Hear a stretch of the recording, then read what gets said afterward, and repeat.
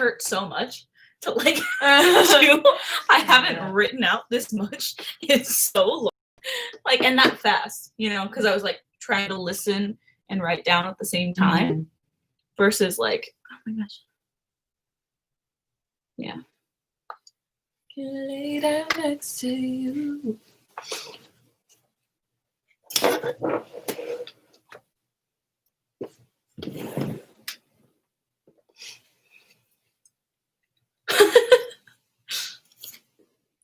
I'm so tired. Look at my bags.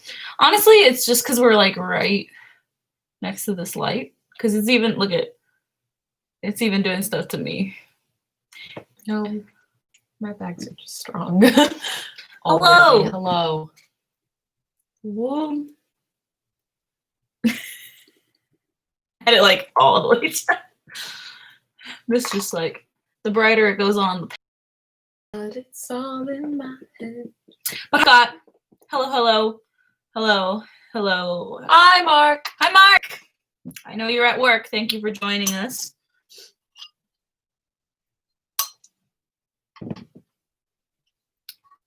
Cookies and cream ice cream. And I have orange sherbet ice cream. As you can see, we titled this True Crime We titled this live stream True Crime Stream. I keep wanting to say spree. It's like vaguely morbid. Anyway, so that's what we did. We titled it that because I will be going through the cat's pajamas. I'm going to be telling Nadia a true crime case, because I listen to a lot of true crime and Nadia does not. I had my true crime phase long ago. And now I have anxiety, so I asked her. I had some regulations. And I'll be honest, I don't remember what they are. Oh, that's good. What were they? They were no kidnapping, no trafficking of any sort, and not super gruesome. Oh, good. We're fine. I mean, that's good, because at first I was going to do the story that Karen told this week on My Favorite Murder, which was a kidnapping, but it wasn't like it was a very lighthearted kidnapping.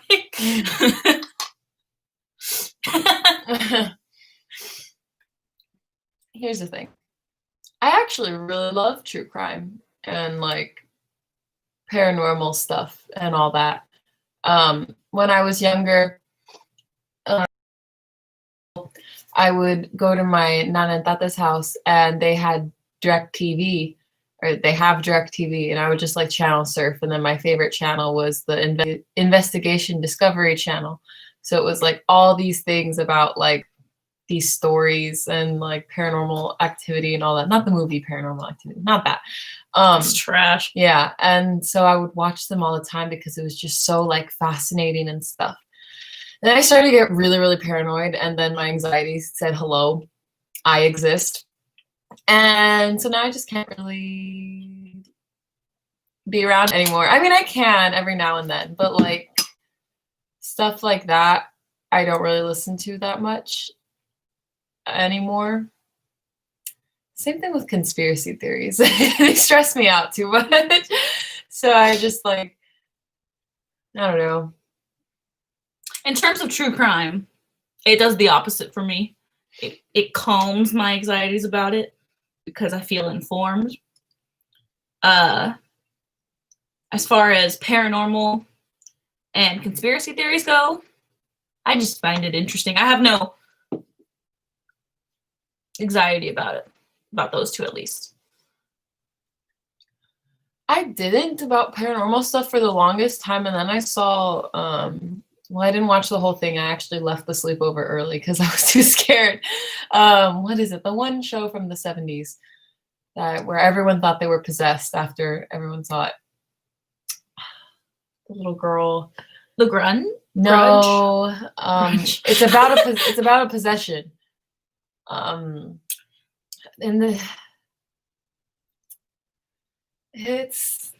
The one, not The Conjuring. The Annabelle? No, it's about a possession. Oh, Annabelle. Yeah, Annabelle's possession. No. Oh, it's gonna drive me The crazy. Scott, I think that's really funny. Spend a day in Facebook that'll cure your desire to ever read conspiracy theories again. Yeah, not like those. More like Dragons on the Moon conspiracy theories. Those I don't mind. But in terms of like scare Exorcist? The Exorcist! Yes! Thank you, Eddie. Oh my God. I totally why did I literally typed in on Google what movie from the 70s made everyone think they were possessed. The Exorcist. I like 100% could not think of it. But the thing is, when it comes to scary movies, I don't do those because I have insomnia and that it causes hallucinations. And if I watch something, it just puts it into hallucination form and then I see it in my like everyday life. So it's not a good thing. Like this wasn't very recently, but when the remake of It came out, I watched it. You did? Yeah, our friends made me watch it. And then for the next 2 weeks, I had It hallucinations, which was awful. Friends made you watch it? They're not your friends. Not anymore. What happened to free will? Jeez. Good morning, Torsten. Scott said, sometimes watching your live streams makes me feel possessed. Possessed with ooey goodness.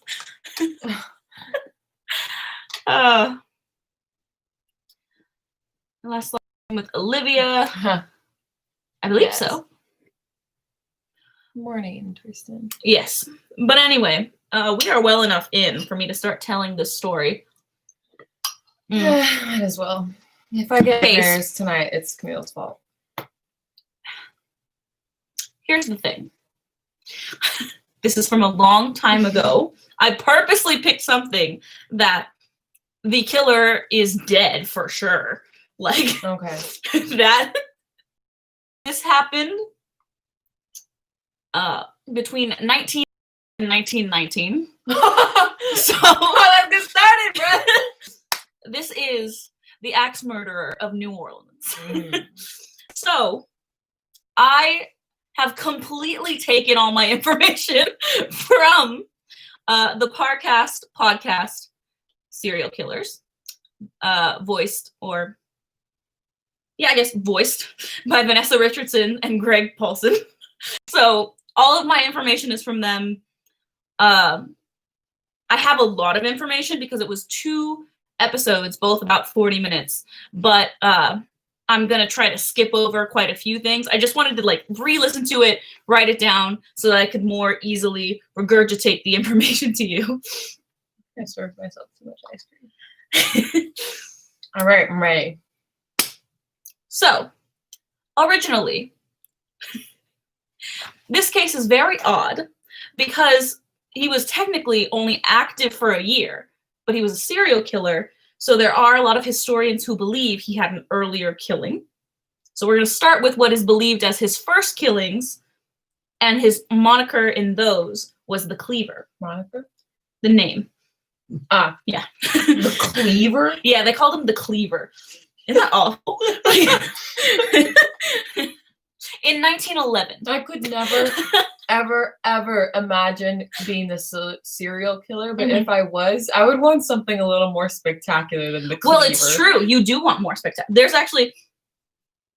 So the reason that they give serial killers these names, something that'll be really catchy, is so that the information spreads quicker and it's easier to find out things about them. That's why they do that. It's on purpose. The Cleaver. All right. So, 1911. I'm still thinking about the Cleaver. Okay, 1911. Let's go. The Davy family is asleep in their house. Mimi's. It's about 10 p.m. What a nice time to be asleep.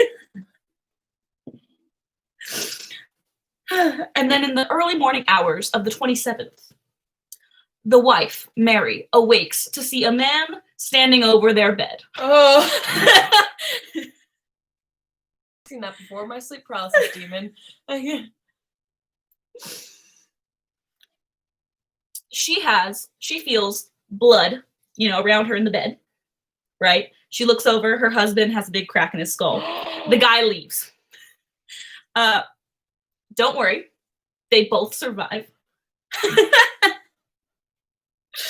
Mary lives to tell the police is her, from what she could see in their dimly lit room, a white man, clean shaven, workman's clothes, like blue collar, and he has no accent.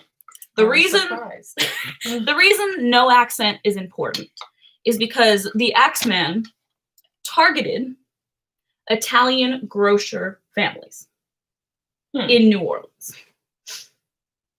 Huh. Yes. That's very specific. Yes.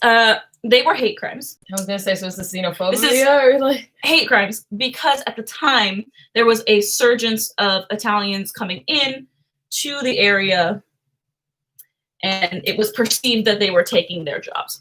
They didn't like seeing. Oh. I know. He didn't like. Oh. He didn't like seeing them succeed because they started in like field hand type jobs. Yeah. But they all were able to save up enough and then set themselves as people in there because they had grocery stores, success, etc. Oh, people working harder than me must kill. Yeah. I hate this guy. I'm glad he's dead. Happened a century ago. Sorry, I already messed up. The husband did not survive. Mary survived. Oh, okay, that makes sense.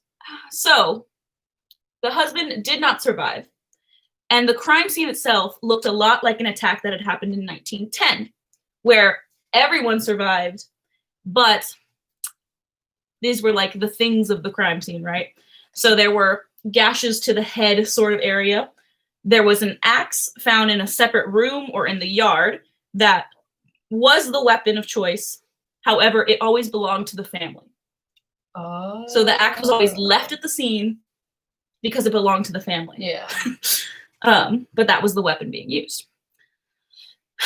So this creates the escalation because in his first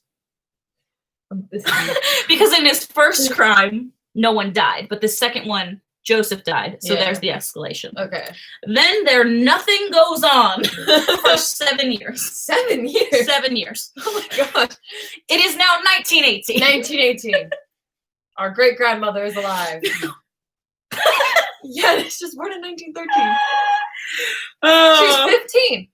No, she wasn't. 18. She was 5.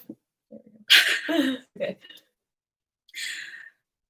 So, May 22nd. That's Camille's birthday. Andrew Maggio just received his draft card to go into World War I. He's scared, so he goes to a bar to drink. Duh. Stumbles out of the bar at 3 a.m. Makes it home by 4:30 a.m. Sorry, makes it home by 4. Wakes up at 4:30 a.m. because he hears noises through his adjoining wall. On the other side of the wall is his brother and her wife. His brother and his wife. Okay. Groggy, because he had been drunk when he fell asleep. Instead of going directly to the room, he goes down the street to where his other brother lives. He asks his other brother to come with him to the room.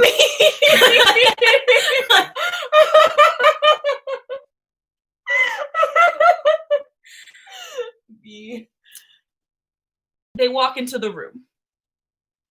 What? Nothing. They walk into the room. They notice there is a wooden panel gone from their door, the one that locks to the outside. Okay. They can start to smell the room. It smells like blood.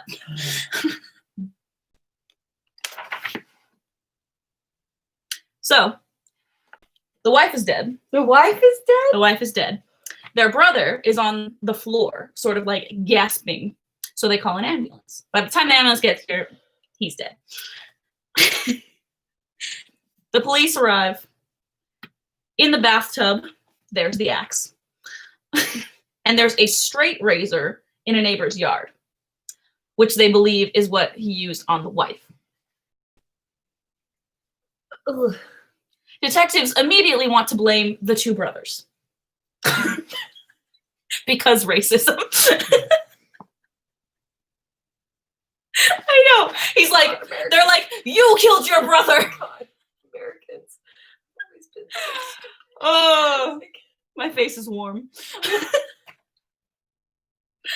So, they want to blame those brothers because the people who had been working on the cases in 1910 and 11 have stepped down. Power changes. They are no longer there, so no one connects the two cases yet. Or the, I guess, three cases yet. Okay. However, the next day, a block away from the Maggio household, they find on the ground, written in chalk, Mrs. Maggio is going to sit up tonight just like Mrs. Tony. Tony was the name of the woman in the prior thing. So then they're like, is it the killer or is it a poor taste joke? Obviously, it's the killer.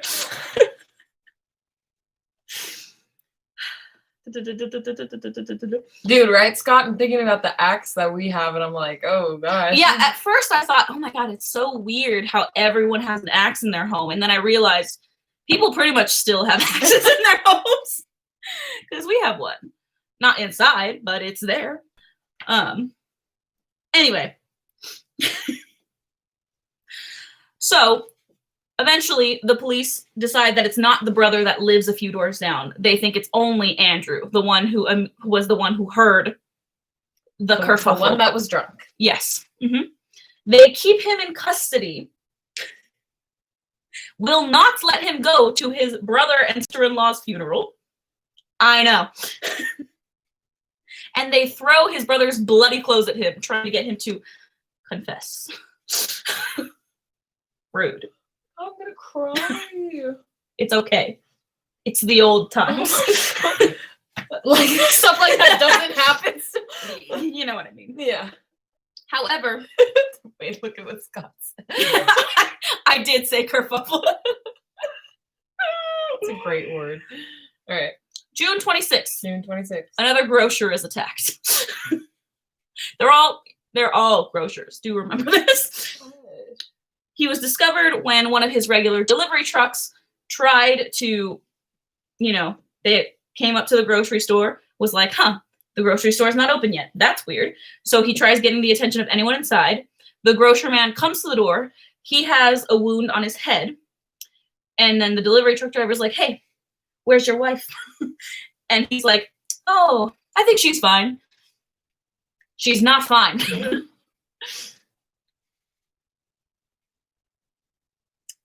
I have a lot of notes. So this is me like trying to make sure I keep going through the right thing. So the delivery truck driver found his very young wife, Harriet. She was bloody on the floor, a complete mess, way too much going on.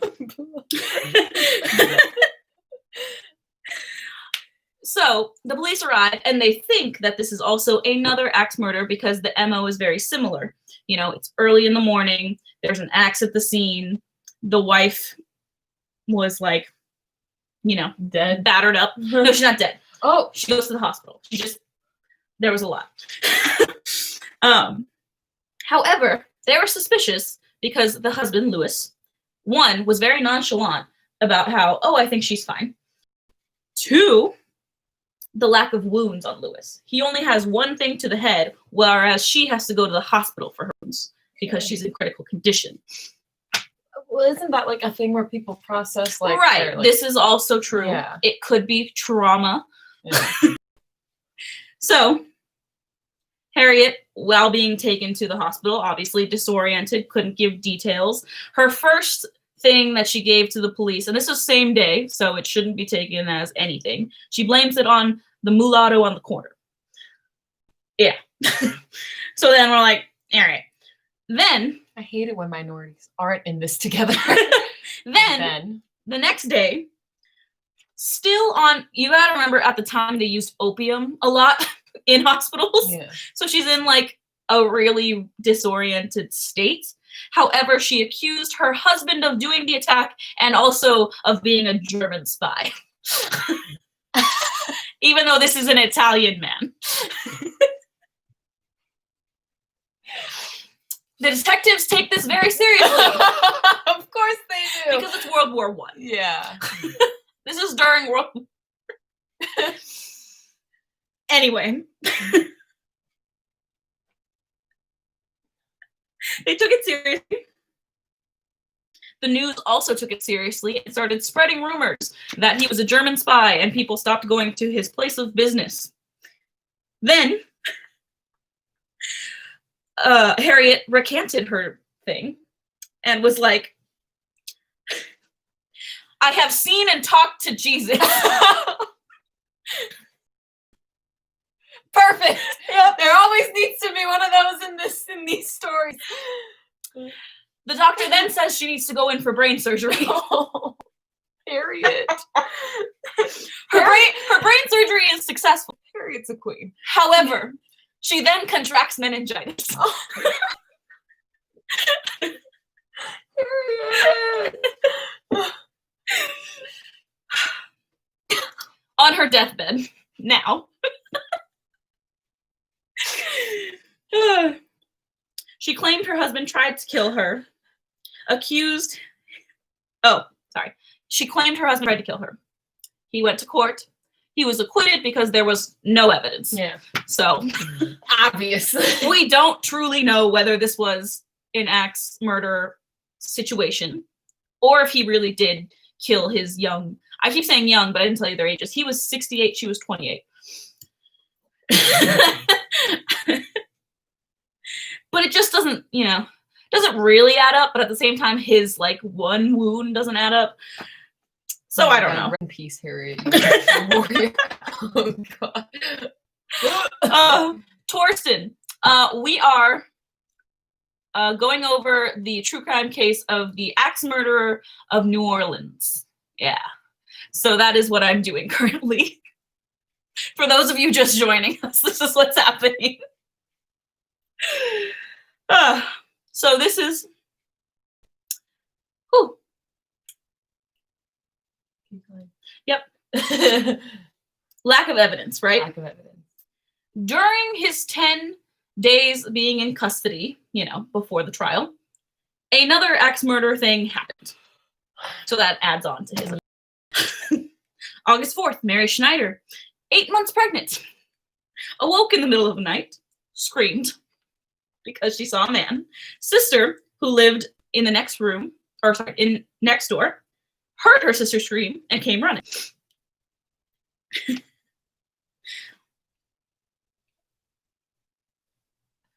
Her sister, who was attacked, Mary, had a head wound, several broken teeth. However, she survived and gave birth a couple days later. Oh, queen!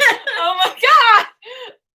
Neither of them had anything helpful for the detectives. And the scene was a little bit different because there was no axe. It was a broken lamp that they found that was obviously used on Mary. And it also doesn't go along with it because Mary is not an Italian grocer. However, the newspapers, were convinced that this was also the axe murderer. And this is the point where they name him the Axeman. Okay. Yeah. This is finally the crime where even though it was a lamp, this is where they say this is the Axeman. New Orleans is rampant with speculation, obviously. Yeah. Because that was the 4th attack in 3 months. Gosh. Mm-hmm. So August 10th, Pauline and Mary Bruno, ages 13 and 15. Okay. At 3 a.m., Pauline wakes up to a commotion from her uncle's room, who also lives with them. His name is Joe. Then she sees a strange man in her doorway. She screams. Mary wakes up. She screams. Oh my God. The man is frozen in the doorway. Then he fled. It was Colonel Mustard in the library. Oh my gosh. I hate this guy. Just wait. Oh my. Joe stumbles into the parlor. Mary and Pauline try to help him. They call an ambulance. Joe succumbed 2 hours later to a single blow to the head. The doctors believe that blade must have been very sharp because it was a single blow. I'm hyper empathetic, so I'm just like feeling everything. When the police went looking, they saw the bloody axe in the house. The Axeman. The Axeman. Yeah. At this point, many Italians ended up closing their shops in New Orleans out of fear. Duh. Yeah. During this time, obviously there was lots of buying of guns. People set up a neighborhood watch. Everyone in New Orleans was scared at this point because, you know, even though he was targeting grocer Italians, it could be anyone. There was that one woman. Mary Schneider. Yeah. And they were like, everyone's afraid. People set up neighborhood watches. Great. Well, that's good. Yeah. Yeah. However, now some copycat burglaries start to happen where people break in, steal stuff, and then they just leave an axe. There's always idiots. There are always idiots. Correct. Now, at this time, Mooney, the police chief.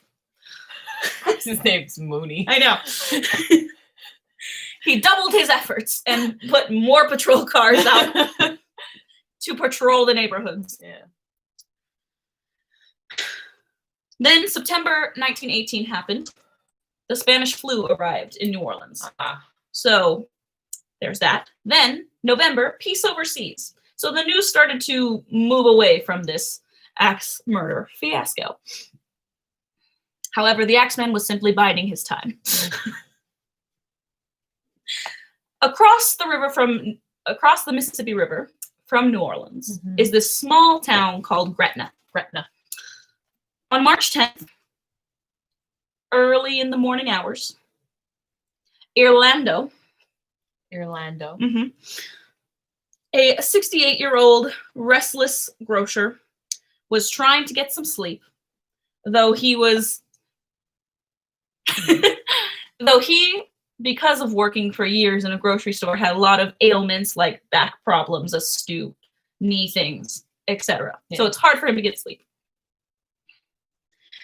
He is awoken by a screaming woman on the street yelling, "The Cortamiglias are dead. The Cortamiglias are dead." I know, these names. Orlando went downstairs. The Cortamiglias! Since the Cortamiglias were his neighbors. The Cortamiglias are Rosie and Charlie, a young couple with a 2-year-old daughter. Orlando and his son, 17-year-old son, Frank, were very close to the Cortamiglias. However, recently, the Cortamiglias had opened up their own competing grocery shop, so they had a lot of fights and legal business battles going on. But, you know, doesn't matter when you hear your neighbors are dead, you're going to come running. Yeah. So, Orlando to his son waiting outside the door. He doesn't want to take his son, but he does, and he immediately regrets this because they enter the Cortamiglia house. In the bed is the wife and the husband. They're bloodied up, but still alive at this point. The daughter is not. Oh my God. The Axeman has returned with a vengeance. New Orleans falls back into panic at this news. A 2-year-old child. This is the youngest he's ever. And what does a child do to you? How does a child's existence personally offend you? That Scott, if you were trying to make a pun with that, you would be talking. I think you'd be talking about Orlando, and that would be the capital of Florida. Correct. Yeah. Anyway, it's Austin, Texas. New Orleans falls back into panic because it had been 7 months of Florida. Okay, yeah. All right. Mooney, the police chief of New Orleans, offers help to the police in Gretna because that is not his jurisdiction. We're teaming up. However, the Gretnas already know who it is. Gretna police, or when Mooney arrives at the scene, he sees that the Gretna police have already bungled this whole operation. Bungle. Yes. Okay. Because they let random people walk all over the crime scene. So it's done. Anything that you could have found is completely destroyed by people running amok. And the Gretna police had nailed back in the panel that the Axeman had definitely used to get into their house. They nailed it back into the door. Why? Oh, I don't know. Anyway, the Court of Midlands tell police that they did not see their attacker, but the investigators push them to say it was their neighbor, Orlando, and his son, Frank. They wouldn't for a while. Orlando and Frank are just minding their business. Their neighbors just died. Oh my. The Axeman was not pleased that someone else was, well, in his eyes, someone else was trying to take the spotlight for his murders. Mm-hmm.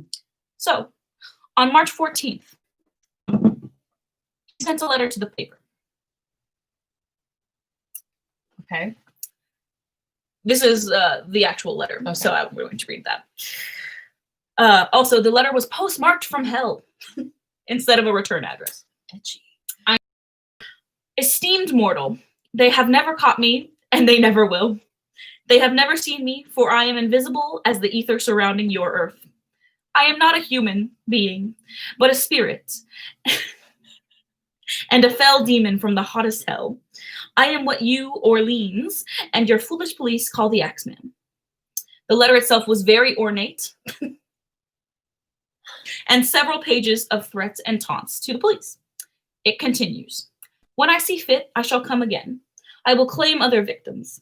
If I wish to, I could pay a visit to your city every night. I could slay thousands of your best citizens, for I am in close relationship with the angel of death. He said that he had fallen from hell, but if he's an demon from hell, then he risen. Yes. But anyway. Also, who starts with mortals? Esteemed mortals. Esteemed mortals. Welcome. The letter goes on with a little proposition to the people. I am very fond of jazz music. And I swear by all the devils in the nether regions that every person shall be spared in whose house a jazz band is in full swing. Those persons who do not jazz it on Tuesday nights will get the axe.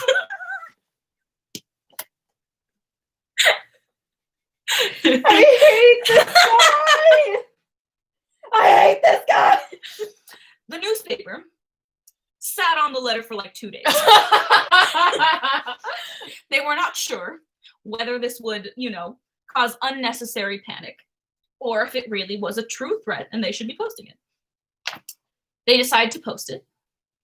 People's reactions varied, obviously. Mm-hmm. Now, in truth, historians believe that the Axeman did not send this letter at all. Okay. They believe that it was whose name I don't even feel like mentioning because it's like, who was just doing a ploy because he was very big in New Orleans. He came out with a song 2 days, that was inspired by the letter and jazz, and it sold very well. For obvious reasons. So, I'm sorry, if I was a citizen back in that time and I was reading the paper and I saw something that started with esteemed mortal, I would not read it. I would keep flipping the pages. Continue. So, historians also note that when people did see him, they believed him to be a lesser educated man. Okay. So the language itself didn't lend itself to whatever. Okay. Anyway, on that Tuesday night, March 19th, yes, New Orleans was alive with music. Every musician had a gig. Every single venue was full. Everyone who had Like cousins, aunts, uncles, anyone who could play was playing. They danced the entire night until dawn. There was jazz music everywhere. My God, it's paranoia. As the sun came up, place of jazz. As the sun came up, they realized no one was dead. However, we now think that it wasn't even real in the first place. Yeah. So obviously no one was dead. Anyway, across the river in Gretna, citizens demanded justice because it had been a week since the Cortamiglios had been attacked. Did the mom and dad live? Yes. Mm-hmm. They're in the hospital at this point. They're still in the hospital. They did lose their 2-year-old. Gossip made the town believe that Orlando and Frank were in fact the culprits.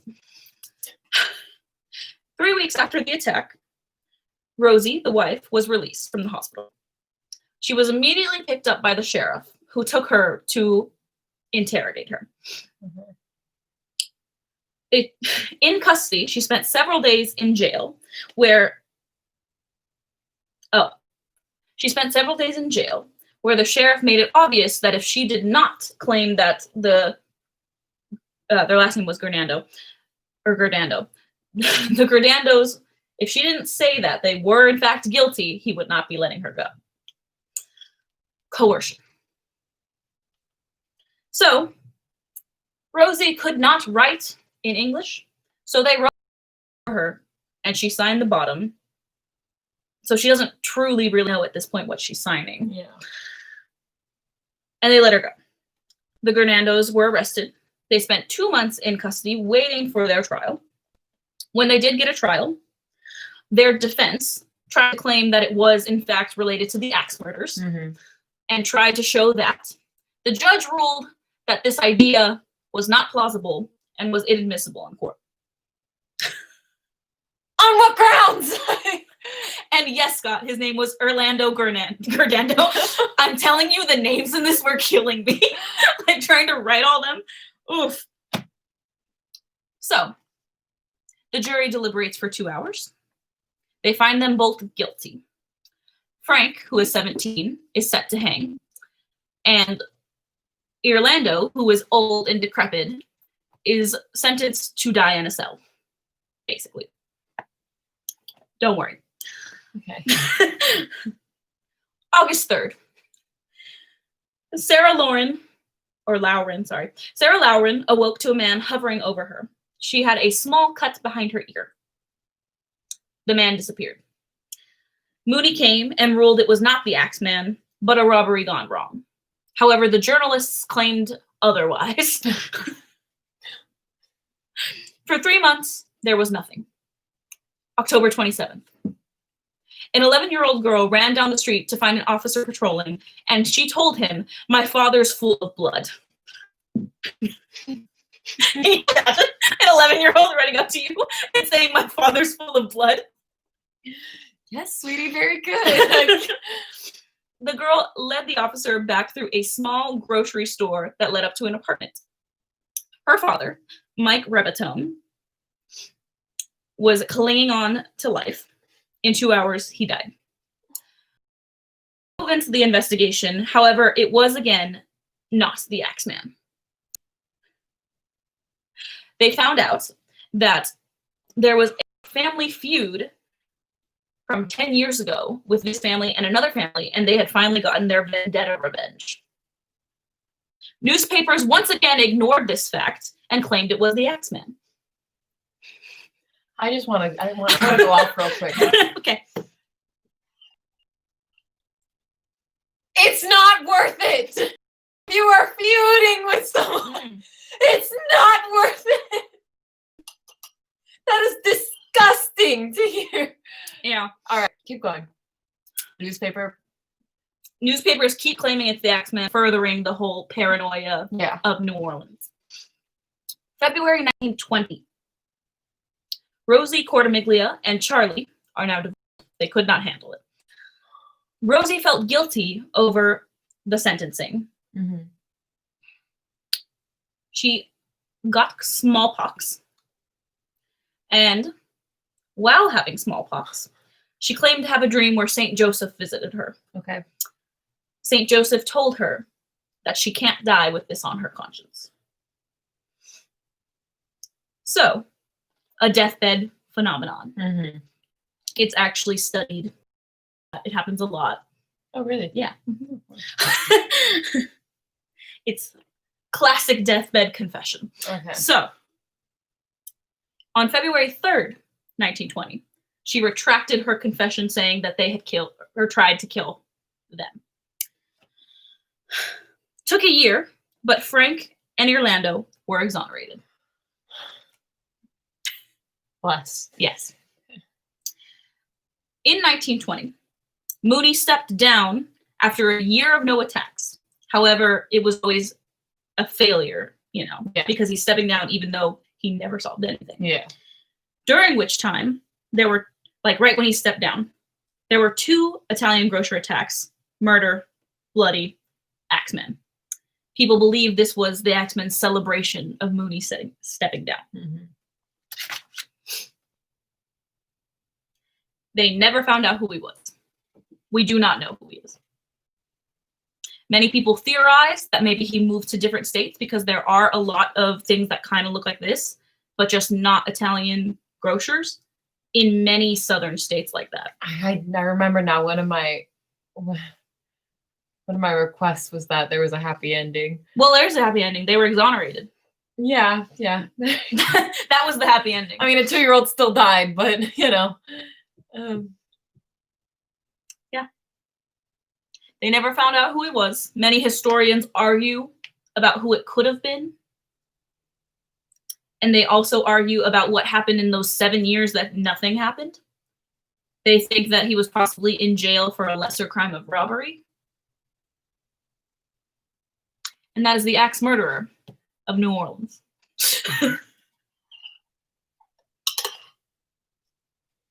No, what? But I mean, it was 1920, so you could get away with something like that. Maybe it was Jack the Ripper. I don't think so. Jack the Ripper. We had a Jack the Ripper in the U.S. His name was H.H. Holmes. You did? Mm-hmm. Yeah.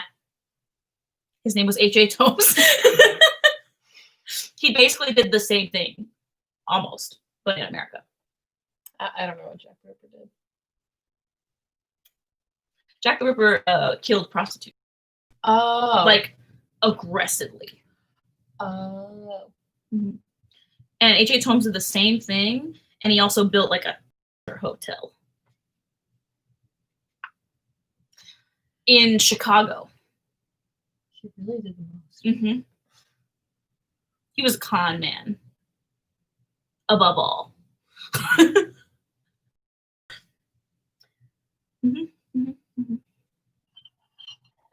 I think I agree with most people when they say that the Axemen probably just moved to different, because at the time there was no transferring of information like that. Yeah. And there's no way this guy just stopped. Yeah. Racism.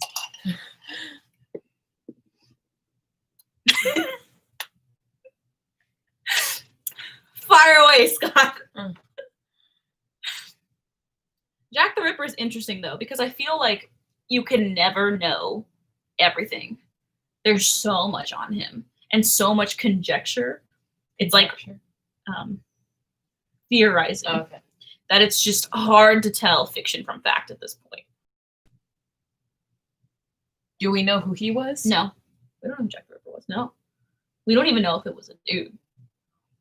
There was one theory that was it might be a woman. I refuse to believe a woman. Well. Yeah. Well. No, the real messed up ones are men. I know that's not true, but yeah. I've been catching up on my podcast ones because they, at the beginning of, this is in total in 2 cities. Basically, the last 2 attacks when Mooney stepped down were in neighboring counties. So then there was also that sort of like transfer of information wasn't good back then. So it's just like historians now have connected them. But that's so fast. This happened a whole century ago. And I'm so bothered. I'm so bothered that we don't know who it is. I hate us.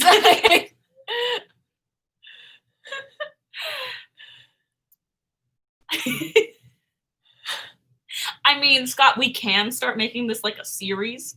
I just need to write down Nadia's like things and then like remember them. Yeah.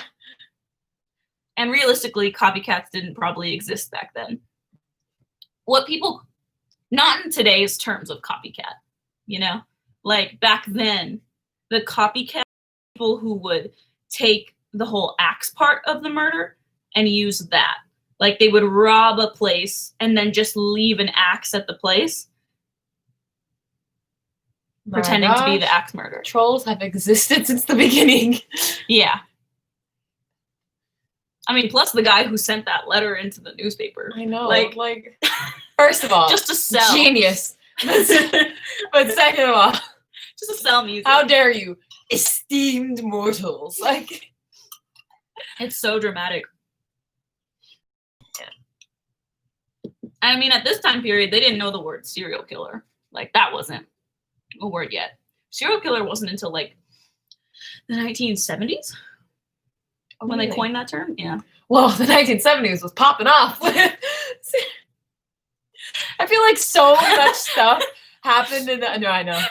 I feel like so much stuff happened in the 70s. Yeah, like, it was like 70s, 80s. I can't remember. Like, exactly. My dad recalls the 70s as such a peaceful, innocent time. And I'm like, Father, that is most certainly factually not true. There's so much murder. So much. Like,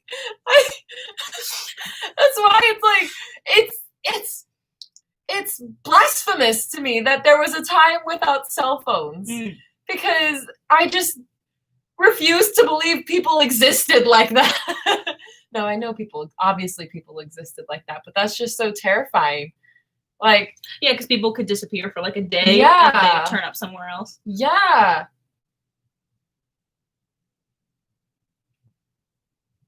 You know, Scott, it could have been disgruntled hardware store employee who was spurned by Harriet when she came to buy her axe. The young wife. But I love that. Like, the whole problem for me is that all victims had their own axe. Basically, the only ones who didn't was the one who was hit over with a lamp. And then there was the addition of the razor blade in one of them. But that's about it. And I didn't even give you the details of the razor blade. Thank you. Like, I tried my best to only give the gruesome details that were like necessary for the story. See,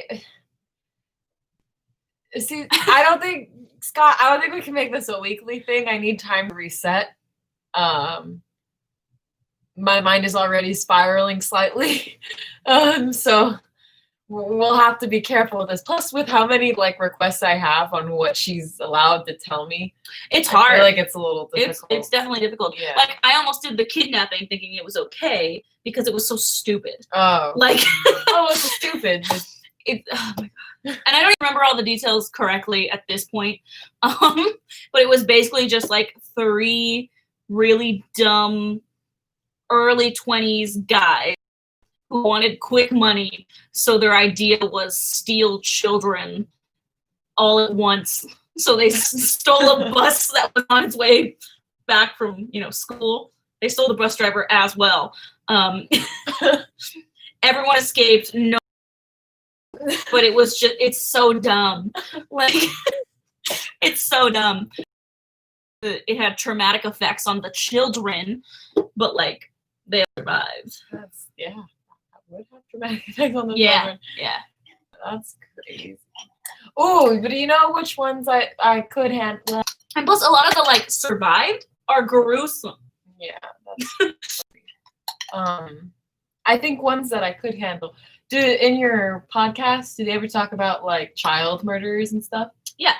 Dude, I like Well, I don't like those, but I went through a period in like middle school where I was like so obsessed with like learning about child murders and stuff, because that's when I got into The Bad Seed. That's like one of my favorite plays for some reason. I don't know why. I mean, I really like the female ones, like female serial killers and criminals. Oh, you can tell me about those. Like, Maybe. they're dark. Really? Yeah, there was like, I'm thinking of one very specific. And like, it's estimated that she killed like over 400 babies. Babies? Yeah, for money. Okay, yeah, no, don't tell me that one. I can't. I mean, granted, she was being asked to do it, Okay, but like, but it was still like, how do you do that? yeah, like Lizzie Borden, you are correct, sir. how strange is that? I can handle stories about children killing people, but I can't handle when the children have been killed, because that's just so dumb to me. Not dumb. No, it is dumb. It's dumb and it's inhumane. Like, how dare you kill a child? That's so. I could start crying right now. I'm not going to. Well, most of the time when they do kill children, it's because their traumatic event that made them who they are happened when. I don't care. Don't kill kids. That's. I'm just giving you the psychological background. See, I like that too. The psychological stuff. I like that. I like the why. You know. Hit their head. Mom treated them as a sexual object. You know, those are generally the reasons.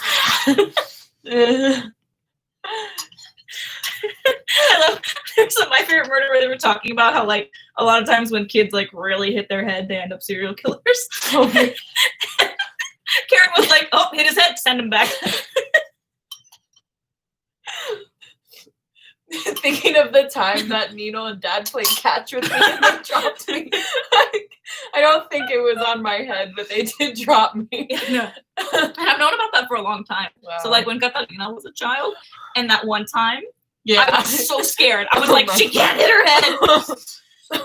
There was this one time, our cousin, Kat, when she was 2, she climbed a lot. Yeah. So like up my backyard hill, which is a dirt hill that you could in fact fall on. I was holding her. However, she started to climb around me. So then I lost my footing and I started to fall backwards. And somehow I managed to not let her fall on the ground at all. I hit myself and bruised myself like pretty badly. She was thrown off her rhythm. Thrown off my rhythm. But at the end of it, I was holding her up above, you know, everything. There was some close. There was also this one time. Yeah, there was this one time me and Camille, we were in the living room and Camille was holding Catalina and it was the same deal. She just started climbing all over her and I remember she started climbing up her shoulder to the back and then she started to fall. And I witnessed Camille, best reflexes I've ever seen, like spin and catch her by her ankle. Like her head missed the ground by like an inch or so. And I remember we just like Camille's still holding her by her legs and we just stared at each other like it was so scary because she was ruthless with her like when she climbed people. That's why I call her Monkey. Yeah. And it's just like, oh my god, I can't believe she did No, that. Scott, I'm pretty sure I didn't hit my head, but my dad told me like just that when I was a baby, he was playing catch with me with my Nino. And I'm like, and that they dropped me, and I'm like, what?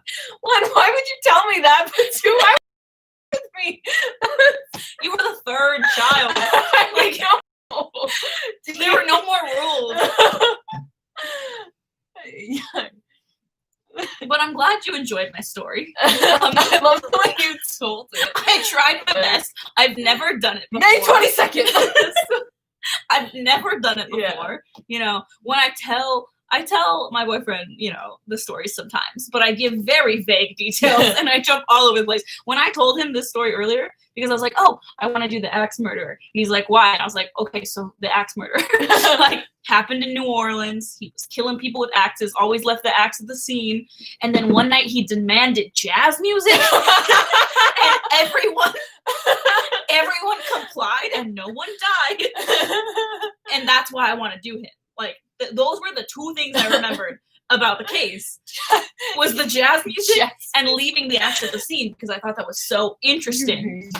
And, I'd do something like that. You know, like I thought it was very resourceful. Like, once again, never in a million years could I imagine actually not even seriously hurting a human. Like, I talk a big game sometimes, but I could not actually hurt somebody. I don't think.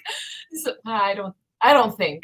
But kill someone, I could never, ever, ever do that. But like, if I were a serial killer, I would demand something like that. Like, you must all blast My Chemical Romances. I am not okay at full volume. Like, it was those were such absurd things about this case. And plus, I knew that it was old. Those were the reasons I picked it. Yeah. Was old jazz music acts. Like, that was it. And I had to re-listen to it. And then the jazz music thing doesn't come up till the second episode. Oh. So I was like, getting done with the first one, I was like, oh no, I'm gonna have to fix something else. And I'd already written all these guys, my notes. One, they're very chaotic because, you know, I was just writing like bullet points, but I wrote lots of notes about this case. Next time we do a more dramatic poetry reading type of voice. No, I could do that. I know, it'd be fun. I could do that. Go ahead, tell me. Whew. I'm warm right now. When you started, you said you picked an old case. It's from started in 1910. And you said we were sure he was dead. Thank you, Mark. I mean, we're pretty sure. I mean, it'd be incredible if he was alive. Yeah. Considering, well, the thing is, okay, take it like this. 1910. In order to overcome another individual, you would have to assume that this person is knowing that he's a man, at least 17. Let's say 17, which means he would have been born like 1893. 1893, 2020.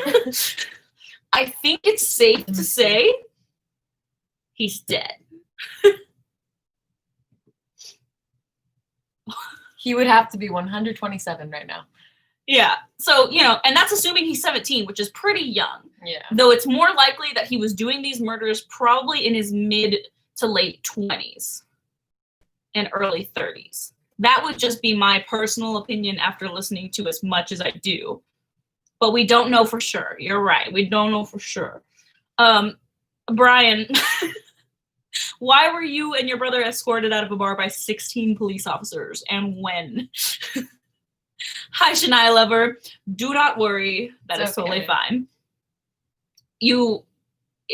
This particular live stream might not be for everyone, and that is okay. I'm actually surprised with how many people stayed the entire time. After this, we need to watch something BTS related. Sure. And I'll show you Marshall. Yeah! Oh my gosh, guys. I have been trying to get this Animal Crossing character for, let's see, April, May, June, July, 4 months. Quarantine, basically. 4 months I have been trying to get this character. And yesterday, I had saved up lots of miles so that I had lots of opportunities. And it was the first island I land on. And there he was. It was the best, literally the best moment. I screamed in the car for like 5 minutes about it. And I'm not even being facetious. Like... That's a good word. It's so warm. Oh, I'm sorry. I mean, feel my face. And I know. I can feel like the heat. Yeah. It's because I'm wearing socks. Fit the description that 2 people wanted for a triple. That's so terrifying. Unfortunate. I'm so sorry. Scott, thank you for staying the entire time. I appreciate it. And for making commentary. Because it's kind of also hard to do that while listening to. Do you two know The Hobbit? I mean... No? I know of it. Of it, yes. I saw a movie. We saw one of the Hobbit movies. Okay. Yeah. I don't think I've ever seen Lord of the Rings. Yeah. I'm sorry. I know that it's a big deal. Yeah. I don't know why I've never. It's just not my thing. Yeah, I don't know. I've thought about it many times. But then I also don't have friends who are like super into Yeah, it. that's true. So it would have just been like a moot point. I met someone in the play that I was in back in February who can recite like all the Lord of the Ring movies by heart. And I'm like, that's amazing. I can do that with Harry Potter. And those movies are long. Too. Yeah, so I'm like, bruh, wild. But yeah, no, growing up, did not really know anyone who's into those. But yeah, no, we saw one of the Hobbit movies and we were like, this was really good, but I never saw it. It was really long. Yeah, it was long. Yeah. Ooh, Misty Mountains. I know that song. Yeah. Have I heard this before? Peter Holland sounds really familiar. Yeah. They're from Home Free. That's weird. Yeah, because I don't think I knew anyone from Home Free. So maybe I'm thinking of a different Peter. Yeah. I do know that song. I'm down. I like that song. Good. Huh. Whoa, Schneider, you just unlocked a memory. I really liked that song. It was like a thing. Yeah. Like, that's what I remember. I would look up like videos, like acapella, people singing it acapella, because I really, really loved that song. I wasn't. It happens. I should also make a note now that I've finished the case. I pulled everything from a podcast who does do their research very well. It's a very serious podcast.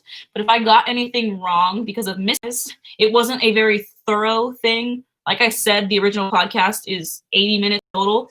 And I told it in 40 minutes, less than 40 minutes actually, because I started like 30 minutes. I told in like 30 minutes. So do take that into consideration. Brian, I would have asked for free beer for life. I'm not gonna lie. It's all right, Mark. It's all right. We understand. Yes. Totally. Oh, but that was really fun. I did enjoy it. Yeah, no, that was actually really fun. we will do this again. We will in fact do it again. I'd like to film it because we really like to edit one of these videos. We could do it. Oh, maybe that's what it is. Yeah. Yeah. I mean, and you got to remember, this one unsolved, right? Mm-hmm. I know a lot of those too. Like a lot. I listened to a literal unsolved murders podcast. Oh, it's just so unsatisfying. But sometimes, sometimes by the end of the podcast, they're like, it's unsolved, but we all know who it is. Yeah. Like, there's also those. John Bonet. Like, come on. Like, come on. It's so, I feel like it's just so obvious. Anyway, thank you, everyone. And Scott's right. It's time for us to get out of here. Yeah. But thank you for joining us, folks, today. Yeah. We hope to see you guys soon. We hope you had fun. Oh. Bye. Bye.